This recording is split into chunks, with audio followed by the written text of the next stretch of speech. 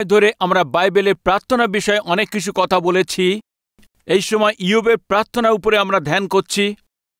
ইয়োব ধনী ছিলেন, প্রতিষ্ঠিত ছিলেন, সিদ্ধ ছিলেন।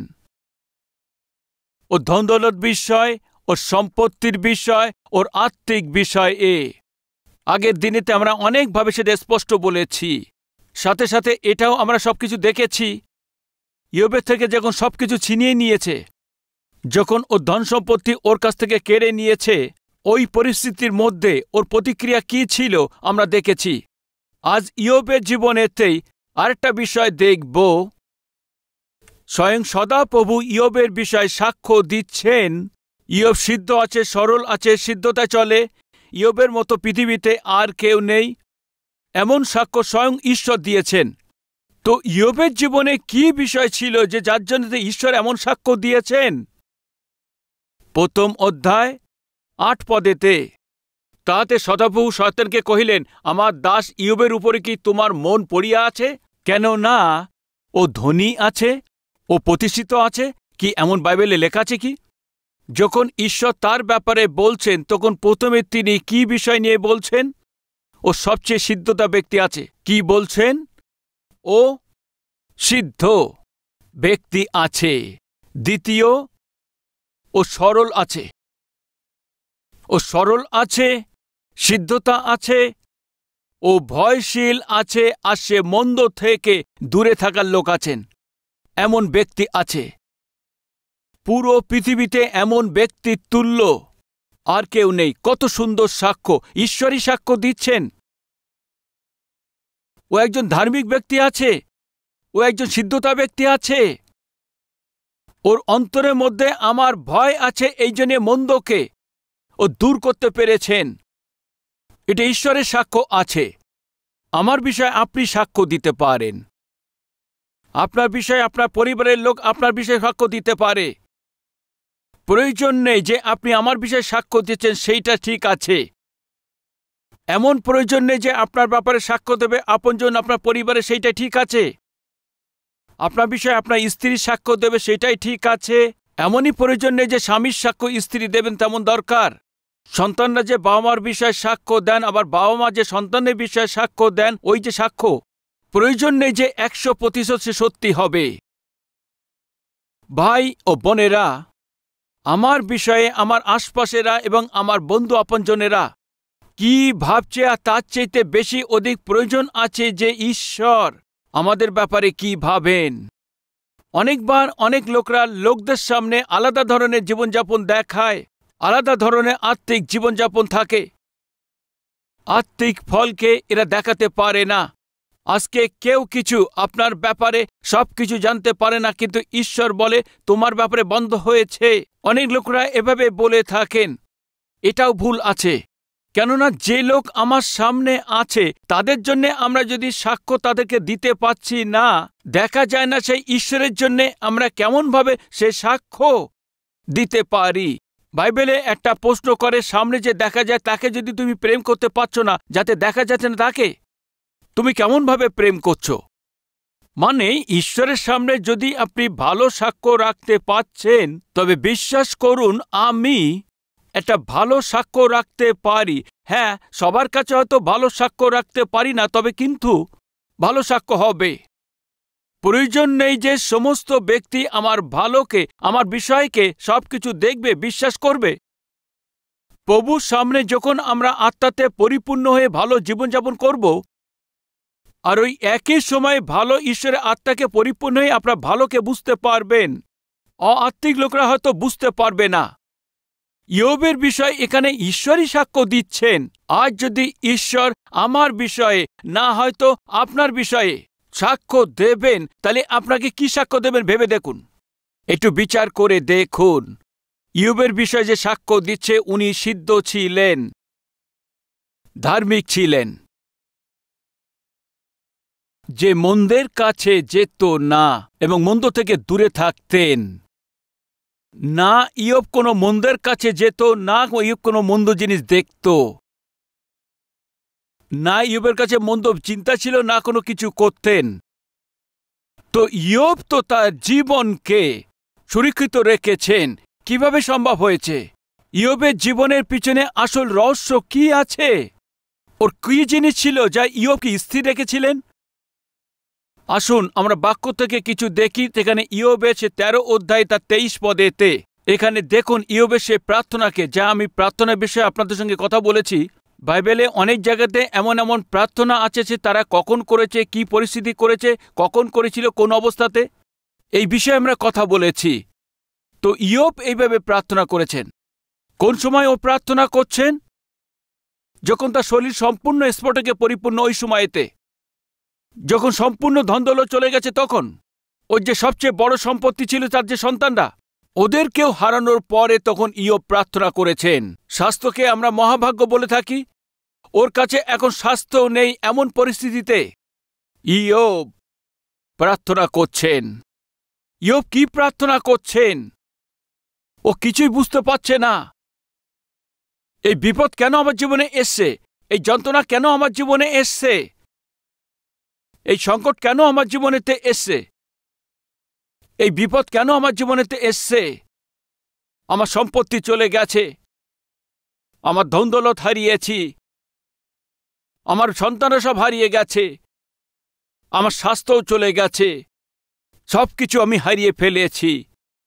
কেন এসব হচ্ছে এখন? ও কিছুই বুঝতে পারেনি। কেউ আছে কি আমাদের মধ্যে এখন? কেন এসব হচ্ছে আমি কিছু বুঝতে পারছি না। হঠাৎই আমার চাকরি চলে গেছে, আমি বুঝতে পারছি না। আমার সঙ্গে খুব ভালো সম্পর্ক রেখেছিল আমার আত্মীয়রা হঠাৎই আমার সঙ্গে ঘৃণা করতে শুরু করেছেন। আমার আপনজন, আমার বন্ধু যে আমার সঙ্গে উঠতে বসতে চলতে, সে আজকে আমার বিরুদ্ধে চলে গেছে। যে ব্যক্তি আমাকে চাকরি দিয়েছিল সে ব্যক্তি আমার সঙ্গে আজকে আমার বিরুদ্ধে উঠে দাঁড়িয়েছেন। কেন আমার সঙ্গে এমন হচ্ছে? আমার ঘরের মালিক খুবই ভালো ছিল, আমার সঙ্গে খুবই ভালো কথা বলতেন। যদি ঘরের ভাড়া দেরিতে দিতাম তবু কিছু বলতেন না। হঠাৎই এখন তিনি বলছেন, কি হয়েছে? এখন সবসময় সে আমার নারাজ হয়ে থাকে, আমার সঙ্গে সবসময় বকুনি করতে থাকে। জানি না হঠাৎ কি হয়েছে। আমার মেয়ে আমার সঙ্গে খুবই ভালো ব্যবহার রাখতেন, কিন্তু কিছুদিনের মধ্যে আমার সঙ্গে সে ভালো করে কথাও বলে না। আমার ছেলে অনেক ভালো ছিল, সে অনেক আত্মিক ছিল, কিন্তু হঠাৎই তার মধ্যে পরিবর্তন এসছে। আমার স্বামী অনেক ভালো ছিল, আমার স্ত্রী অনেক ভালো ছিল, কিন্তু হঠাৎই অন্তরে পরিবর্তন এসছে। কেন এমন হচ্ছে? আজকে আপনার জীবনে যদি এমন প্রশ্ন থাকে, কেন এমন হচ্ছে, why is this happening in my life, আমার জীবনেতে কেন এমন হচ্ছে? একদম ভালো স্বাস্থ্যবান ছিলাম, কিন্তু তারপরে একের পর এক অসুখ, একের পর এক জীবনে অশান্তি। কেন আমার জীবনে? কেন আমার জীবনে পরিস্থিতি এমন হয়ে গেছে? কেন আমার জীবনে ঘটছে? কেন আমার জীবনে হচ্ছে? কোনোদিন এমন জীবনে আপনার প্রশ্ন এসে আজকে হয়তো আপনি ভাবছেন, আর ওই প্রশ্ন ইয়োবের মনে এসছে। কেন আমার জীবনে হচ্ছে? ইয়োবের জীবনে যে প্রশ্ন উঠেছে, আর ওই প্রশ্নের যে গভীরতা অনেক অনেক অনেক ছিল। ওর পরিস্থিতির জন্যই যা কিছু ও ছিল সবকিছু হারিয়েছেন। ওর যে প্রতিষ্ঠিতা ও সে কেড়ে নিয়েছেন, ওর যে সন্তান, ও যে জায়গাটা কেড়ে নিয়েছেন। ও স্বাস্থ্য খারাপ হয়ে গেছে, ও সব কিছু কেড়ে নিয়েছেন। আজকে অনাথের মতো চলছেন, বুঝতে পাচ্ছেন না। 3 বন্ধু এসে তার সঙ্গে সাক্ষাৎ করেছে, ওকে সান্ত্বনা দেওয়ার জায়গায়, তাকে বোঝানোর জায়গায় ইয়োবকে শাসন করছে, ওর উপরে দোষারোপ করছেন, ওকে ভুল বুঝছেন। এর চাইতে সবচেয়ে বড় কথা, তার যে ইয়োবের স্ত্রী সাথে দাঁড়ানোর কথা, তাকে সান্ত্বনা দেওয়ার কথা, ওকে বলতে থাকছে তুমি অভিশাপ দাও আর তুমি নিজে সেখানে মারা যাও। মৃত্যুর পরামর্শ দিচ্ছে, কিছুই বুঝতে পারছে না। বন্ধুরা কিছু বুঝতে পারছে না, না স্ত্রী কিছুই বুঝতে পারছে না। আর সমস্ত পরিস্থিতি বিপরীতে গিয়ে কাজ করছে। কেন এমন হলো? সবচেয়ে প্রথম ইয়োব যেটা করেছেন, সদাপ্রভুর প্রশ্ন করেননি, প্রভুকে নিন্দা করেননি, প্রভুর উপরে দোষ দেননি। যখন তার পরিস্থিতি এমন তার বিপরীতে পরিবর্তন হয়েছে, ঈশ্বরের উপরে তিনি প্রশ্ন করেননি, তো নিজে নিজেকেই পরীক্ষা করেছেন।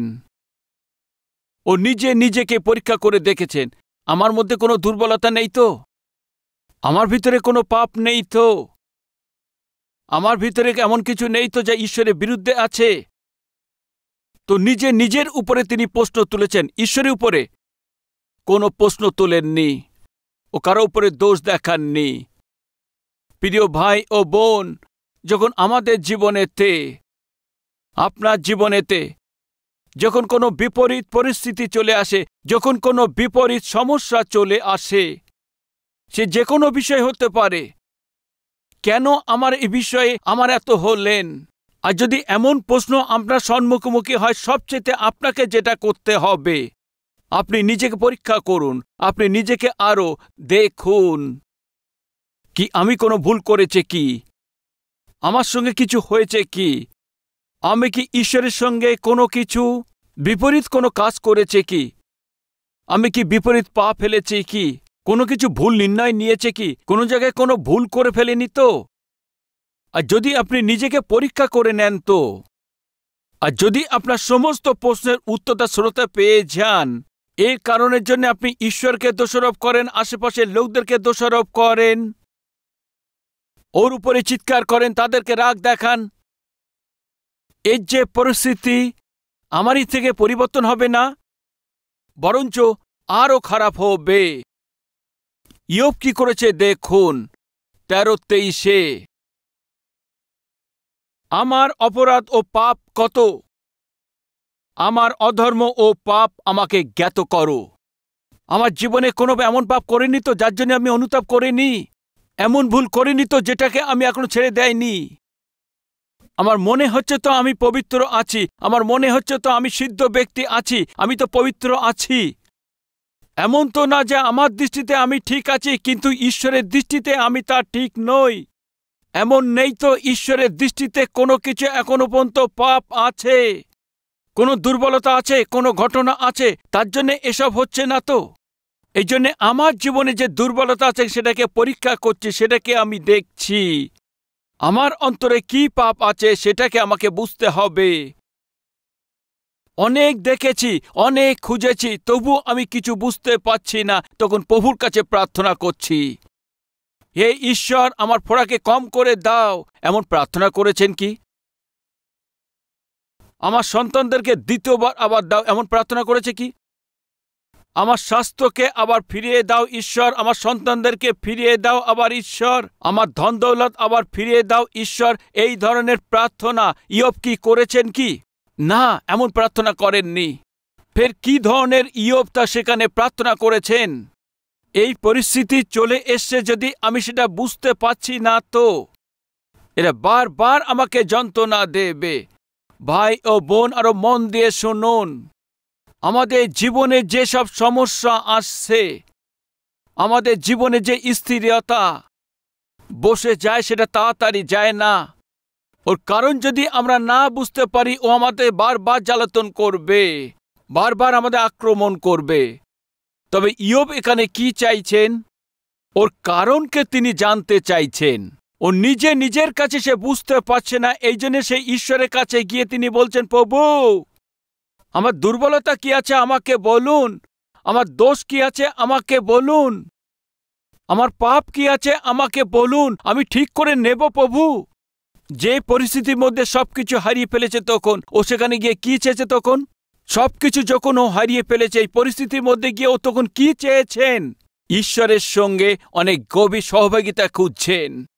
হয়তো আমি জানি না আমার অন্তরের মধ্যে কোনো পাপ আছে, হয়তো এর জন্যে আমার সেই ঈশ্বরের যে আক্রমণ আমার উপরে এসে পড়েছে। সব কিছু চলে যাক, কিন্তু কোনো অসুবিধা নেই, যেন ঈশ্বরের সহভাগিতা আমার থেকে দূরে না যায়। সব কিছু আমার থেকে দূরে সরে যাক, কিন্তু আমার সিদ্ধতা যেন দূরে সরে না যায়, আমার ধার্মিকতা যখন দূরে সরে না যায়। দেখুন, আমি যেন ঈশ্বর থেকে দূরে সরে না যাই। সে কি বলছেন দেখুন 15 পদেতে, 13 অধ্যায় 15 পদেতে, যদিও তিনি আমাকে বধ করেন, তথাপি আমি তাহার অপেক্ষা করিব, কিন্তু তাহার সম্মুখে আপন পথে সমর্থন করিব। নিজের সিদ্ধান্তকে ছাড়ব না। যদিও আমি মারা যাই, আমি তা ছাড়ব না। এই আছে আমাদের জীবনে বাস্তবিকতা। অনেকবার আমাদের জীবনেতে যে জিনিসের আমি আশা করেছি, যেটা আমি তা চেয়েছি, যেটা আমি প্রার্থনা করেছি, যেটা আমি চেয়েছি, যার জন্যে আমরা উপবাস রেখে প্রার্থনা করেছি, যেটা আমি যদি পাই না তো প্রভুর উপরে আমরা রাগ দেখাই, মণ্ডলীকে দোষারোপ করি, প্রার্থনা করা ছেড়ে দিই, প্রভুর উপরে অনুরক্ত হই। কিন্তু এখানে ইয়োবকে দেখুন, তা সবকিছু হারিয়ে ফেলেছে। সবচেয়ে ওর কাছে যে বহুমূল্য সন্তান না, সেই সন্তানদেরকে তিনি হারিয়ে ফেলেছেন। তবুও বলছে, আমি মারাও যাই, আমি প্রভুকে ছাড়ব না। 27 অধ্যায়ে 6 পদের শেষ লাইনে দেখুন, আমি জীবিত থাকিতে আমার মন, আমি জীবিত থাকিতে আমার মন, ততদিন থেকে আমি সিদ্ধতায় সরব না। সবকিছু আমার হাত থেকে চলে যাক, কিন্তু আমার সিদ্ধতাকে ছেড়ে যাব না। আমার ধার্মিকতা আমি রক্ষা করিব, ছাড়িব না, হাত থেকে যেতে দেব না। ইয়োবের জীবন যদি আপনি মন দিয়ে দেখেন, ও সবকিছু ছেড়ে দিয়েছে, কিন্তু ও সিদ্ধতাকে তিনি ছেড়ে দেননি। ও সবকিছু ছেড়ে দিয়েছে, কিন্তু সিদ্ধতা ভালো ঠিক করে সে ছাড়েননি। সবকিছু ছেড়ে দিয়েছে, কিন্তু তার ধার্মিকতার মধ্যে ছেড়ে দেওয়ার ইচ্ছেকে তিনি ছেড়ে দেননি। শেষে বললেন, ভালো হয়েছে ঈশ্বর আমাকে মারুক, তবু আমি ওনাকে ছাড়ব না। খুব সুন্দর আত্মিকতা। এই আত্মিকতার কারণ কি আছে, এটাই আমরা দেখছি। ঈশ্বর, আমার দোষ, আমাকে বলুন। ইয়োবের প্রার্থনা কি ছিল? এই দেখুন, প্রথম অধ্যায়ে ইয়োব প্রার্থনা করেছেন। কি আছে ওর প্রার্থনা? ঈশ্বরের সম্মুখে আসতেন, ষষ্ঠাঙ্গভাবে উবুর হয়ে পড়তেন, বলতেন, সদাপ্রভু দিয়েছেন, সদাপ্রভু নিয়েছেন, সদাপ্রভুর নাম ধন্যবাদ হোক। এই ছিল ওনার প্রার্থনা। আমরা এগিয়ে যাব, আর যদি মন দিয়ে দেখি তো, আর ইয়োব যদি কোনো মুখ খুলে প্রার্থনা করেছেন, তাহলে এই ছিল। কি আছে আমার মধ্যে? কি দোষ আছে প্রভু বলুন, আমার পাপ কি আছে তা বলুন, আমি নিজেকে ঠিক করে নেব। কত অদ্ভুত প্রার্থনা। আমার প্রশ্ন এই আছে, কবে এমন আমরা প্রার্থনা করেছি? প্রভু সান্নিধ্যে গিয়ে হাঁটু গেড়ে বসে, প্রভু আমার জীবনে কি ভুল আছে, আমার কি পাপ আছে, আমাকে বলুন, শয়তানের পরীক্ষা থেকে আমাকে মুক্ত করুন, এমন প্রার্থনা করেছে? কত সময় হয়েছে? আইয়ুব তো সবকিছু হারিয়েছেন, একটা প্রশ্ন করেছেন। কি প্রশ্ন করেছেন? আমার ভুল কি আছে আপনি আমাকে বলুন, এই প্রশ্ন আছে। যখনই আমরা কোনো কিছু হারাই, আর তখন ঈশ্বরের সামনে গিয়ে জিজ্ঞেস করি, কেন কেন আমার সাথে এমন হয়েছে, কেন অবসান হয়ে গেছে, কেন এখনো বিবাহ হয়নি, কেন যে সম্পর্ক এসছে এখনো তা পাকাপাকি হয়নি, কেন যে ঘর আমি কিনতে চাইছি এখনো তা কিনতে পারিনি। কি এমন প্রশ্ন আমাদের হয় নাকি? না, একদম না।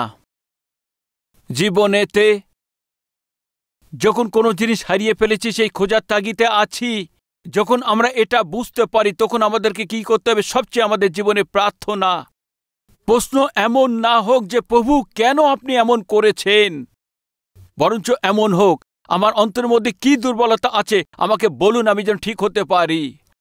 একটা ঘটনা শোনাতে চলেছি এখন।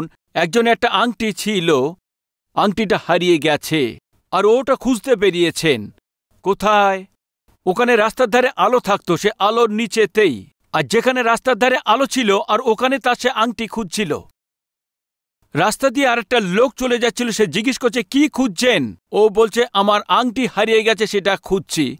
ও খুঁজছিস কোথায় গেছে সেটাকে নিয়ে। দ্বিতীয়জন জিজ্ঞেস করছে, কোথায় পড়েছে জানো কি? ওই পিছনে যে গলি আছে ওখানে হারিয়ে গেছে। আরে পিছনে যদি হারায় তাহলে কেন এখানে তুমি খুঁজছো? বলছে, ওখানে অনেক অন্ধকার আছে আর এখানে আলো আছে, এই জন্য এখানে খুঁজছি। ওকে আপনি কি বলবেন? ও কি সত্যি পাগল আছে? কি বলবেন? পুরো পাগলই তো আছে। আমার বলার এই মানে আছে কি, যেখানে জিনিস হারিয়ে গেছে ওইখানেতেই খোঁজার দরকার। যে জিনিস হারিয়ে গেছে সেটাকেই খুঁজতে হবে। আমার প্রিয় ভাই ও বোন, ইয়োব চেষ্টা করেছে ওখানে সে কি হারিয়ে ফেলেছে, প্রশ্ন করেছেন। কেন?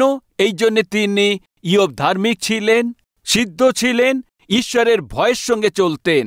এই জন্যে মন্দ থেকে তিনি দূরে থাকতেন। ইয়োব ধার্মিক ছিলেন, সিদ্ধ ছিলেন, এই জন্যে দুনিয়াতে আর কেউ নেই। কেন এমন সাক্ষ্য? কেননা সিদ্ধতায় জীবনযাপন কাটাতো, কিন্তু জিজ্ঞেস করছে, প্রভু আমার ভিতরে কোনো ভুল নেই তো? কি সিদ্ধতায় জীবনযাপন করতে চাইছে? ধার্মিকতায় জীবনযাপন করতে চাইছেন? তবে আপনার ভিতরে এমন প্রশ্ন এমনই হবে। আসুন প্রার্থনা করি, প্রার্থনা করি।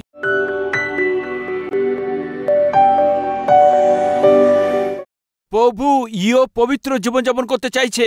ভালো হয়েছে ও কোনো বিপদ করেনি, কিন্তু ওর উপরে যে বিপদ এসে পড়েছে,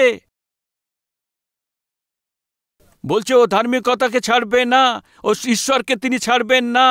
এই আত্মিকতা আছে, প্রতিফল দুগুণ আশীর্বাদকে পেয়েছেন। এই আছে আমাদেরও আশীর্বাদ পাওয়ার আসল রহস্য, জয়লাভ করার রহস্য। পবিত্র হওয়ার জন্য আপনি আমাদেরকে আহ্বান করেছেন, সিদ্ধতায় ধার্মিকতার জন্য আপনি আমাদের আহ্বান করেছেন, জগতে আপনাকে পরিচিত করার জন্য আপনি আমাদেরকে ডেকেছেন। এরকম আহ্বান পেয়েছি আমরা যে কিভাবে ভুল জীবনযাপন করতে পারি, পাপের মধ্যেতে, মলিনতাতে আমরা নিজেদেরকে কিভাবে নষ্ট করে ফেলতে পারি। হে পিতা, আমাকে দর্শন দিন, আমাদের পবিত্র করুন পিতা। আমরা যে পাপ করেছি সে ক্ষমা করে দিন, আমাদের দুষ্টতার কাজকে মাফ করে দিন। আমার উপরে, আমাদের পরিবারের উপরে, আমাদের সন্তানদের উপরে প্রভু আপনার অনুগ্রহের দৃষ্টি থাকুক। আপনার পাখার নিচে আমাদেরকে সুরক্ষিত রাখুন, কুশলে থাকতে পারি আমাদেরকে অনুগ্রহ দিন। আপনার আশীর্বাদকে আমাদের উপরে দিন। জগতের মধ্যে আছি, কিন্তু জগতের মতো না হয়ে যেন জগৎকে জয় করতে পারি আপনার জন্য। জীবনে অনুগ্রহ আমাদেরকে দিন, আমাদের আত্মিকতাকে স্থির করে দিন, আমাদের অর্থনৈতিক সম্পূর্ণ তিনি পূর্ণ করে দিন, আমাদের স্বাস্থ্যকে তিনি ঠিক করে দিন, আমাদের পরিবারকে আশীর্বাদ করুন, আমাদের সভাকে, আমাদের মণ্ডলীকে আশীর্বাদ করুন পিতা। প্রভু যীশু খ্রিস্টের নামে প্রার্থনা চাইছি, শুনুন এবং গ্রহণ করুন পিতা। আমেন। আমাদের ঠিকানা Calvary, post box number 30, Kukatpally, Hyderabad 72, Telangana.